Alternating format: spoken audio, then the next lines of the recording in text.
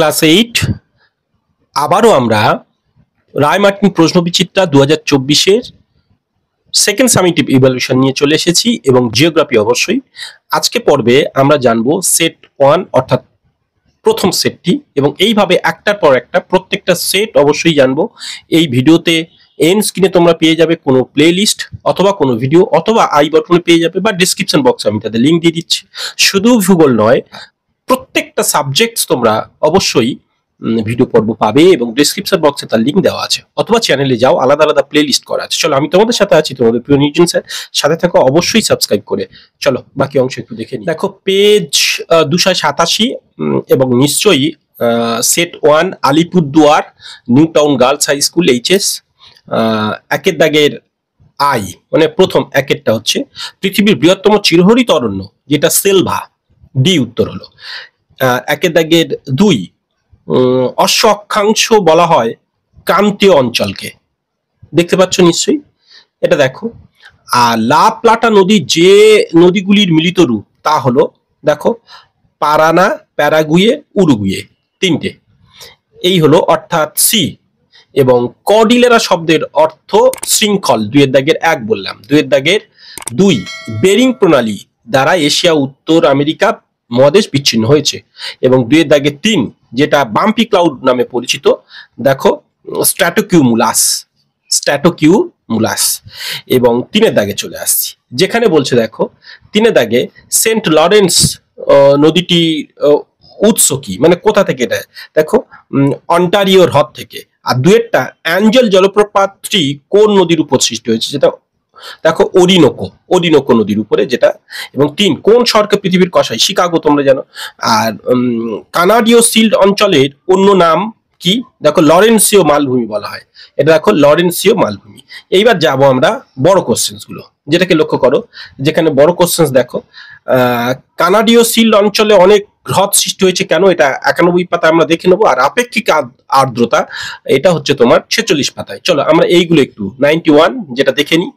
আর তারপরে আছে আমাদের দেখো 91 আমরা একটু বই থেকে দেখে নেবো। প্রত্যেকটা কিন্তু আমরা একটা একটা করে কিন্তু বই থেকে আমরা দেখতে থাকবো, যাতে তোমরা বইগুলো পড়তে সুবিধা হবে। যেমন কানাডিয়ান সিল্ড অঞ্চলে হ্রদ সৃষ্টি হয়েছিল কারণ এই যে আমরা এখানে দেখিয়েছি, এই হ্রদ সৃষ্টির কারণ ছোট্ট করে দিয়ে রেখেছি। দীর্ঘদিন ধরে হিমবাহ ক্ষয়কার্যের ফলে এই অঞ্চলটি বর্তমানে ক্ষয়প্রাপ্ত মালভূমিতে পরিণত হয়েছে। সিল্ড অঞ্চলের কোনো কোনো অংশ ক্ষয়কার্যের ফলে অবনমিত হয়ে হ্রদ সৃষ্টি করেছে। এই অবনমিত হয়েছে বলেই তবে, যেমন 2-1টা উদাহরণ, বুঝতে পারছো? এই হ্রদ সৃষ্টির এই কারণগুলো তোমরা এখানে দিয়ে দেবে।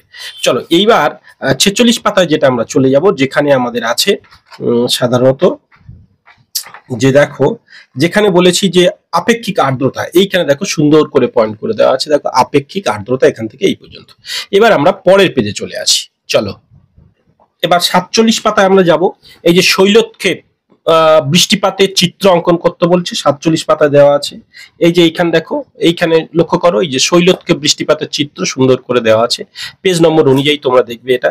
এবং তারপরে আমরা দেখব যে আমাজন নদীর মোহনায় বদ্বীপ গড়ে ওঠেনি কেন, এটা সাধারণত তোমরা 100 পাতায় পাবে। কেন বদ্বীপ গড়ে ওঠেনি সেটা লক্ষ্য করো। এইখানে দেখো, এই যে এইখানে এই পাঠটুকু, এই যে বদ্বীপ গড়ে সৃষ্টি হয়নি, এখান থেকে এই পর্যন্ত দেবে। এটা 100 পাতায় তোমাদের আছে, তোমরা দেখে নেবে অবশ্যই। তো এবং তারপরে দেখো পৃথিবীর ফুসফুস বলা হয় কোন অরণ্য অঞ্চলকে, দেখো সেলভা অরণ্য অঞ্চলকে। চাঁদোয়া বলতে কি বোঝা, চাঁদোয়া মানে কিন্তু সামিয়ানা, কিন্তু 104 পাতায় আমরা এটা সুন্দর করে একটু পাবো। সামিয়ানা এই 104 পাতা, এইখানে এইটুকু কিন্তু দিতে হবে। প্রথমে তুমি এই এখান থেকে আগে দেখে নাও, এই যে এখান থেকে এই পর্যন্ত, একে কিন্তু চিরগোধূলি অরণ্য বলা হয়। এটা দেখে না, ওপারে তোমাদের এই স্বাভাবিক উদ্ভিদের মধ্যে এখানে দেওয়া আছে এই যে চিরগোধূলি অরণ্য। তো যাই হোক, এখান থেকে এই পর্যন্ত এটা দেবে। কিন্তু প্রথমে তোমরা বলে নেবে চাঁদোয়া শব্দের অর্থ হচ্ছে সামিয়ানা, মানে ত্রিপল, যেগুলো আমরা চাদরের মতো ঢেকে রাখে পৃথিবীকে, যেরকম এখানে ব্যবহার করা হচ্ছে। 33 পাতায় দেখো কোরিওলিস বল, যেখান থেকে আমরা জেনে নেবো কোরিওলিস বল। দেখো এই যে এখান থেকে এটা কোরিওলিস বলের প্রভাব, সেটা তোমরা দিতে পারো কোরিওলিস বল। এবং তারপরে আমরা যাব মৌসুমী বায়ুকে সমুদ্র ও স্থলবায়ুর ওই যে মিশ্রণ যেটা, সেটা বলে কেন। এই যে এখানে দেখো, এইখানে একটা আছে সুন্দর করে দেওয়া আছে, এই যে এই পাঠটুকু, এখান থেকে দৈনিক তাপমাত্রার পার্থক্যের কারণে যেমন সমুদ্র স্থলবায়ু সৃষ্টি হয়, তেমনি এখান থেকে পুরো এই পর্যন্ত দিতে হবে। সমুদ্র বায়ু স্থলবায়ুর বৃহৎ সংস্করণ বলা হয় এইটা।